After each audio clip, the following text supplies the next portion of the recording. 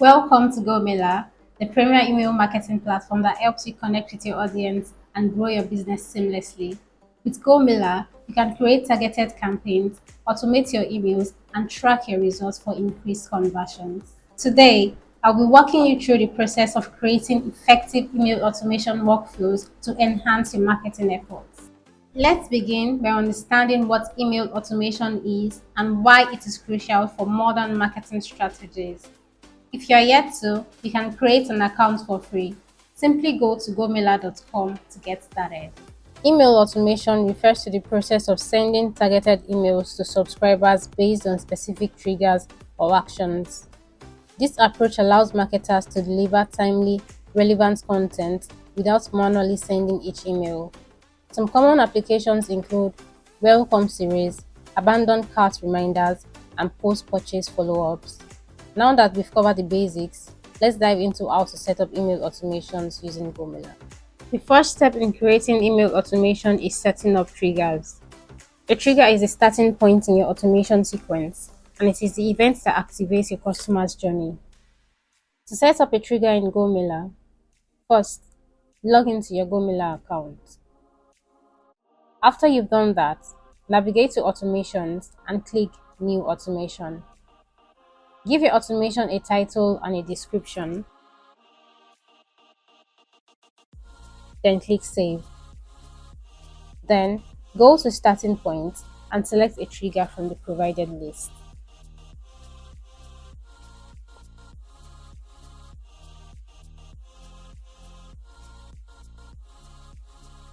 GoMailer offers various trigger options, including subscriber sign-ins, purchase completions, and specific link clicks. Additionally, you can create custom triggers based on your unique business needs. Once you've established your trigger, the next step is to define the actions that follow. An action is what happens after the trigger occurs. Think of an action as a direct response to your customer's triggers. To set up an action, in your automation workflow, click Add Action.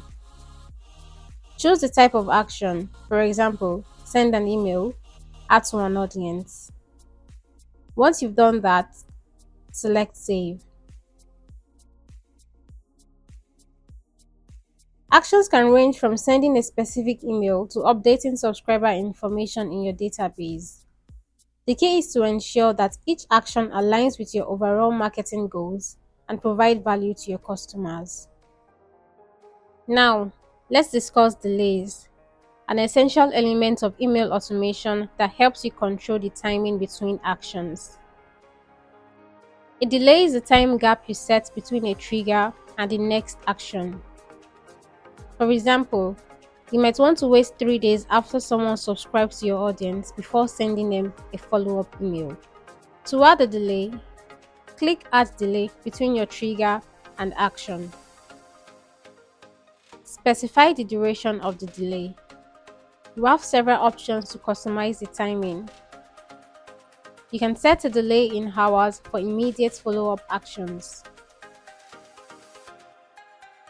You can also choose a delay in days and even specify the exact time of day for more precise scheduling. For a more tailored approach, select a delay for a specific day of the week and the exact time, perfect for timing your emails to align with your customers' most active periods. Strategically placed delays can improve engagement by ensuring your emails arrive at optimal times.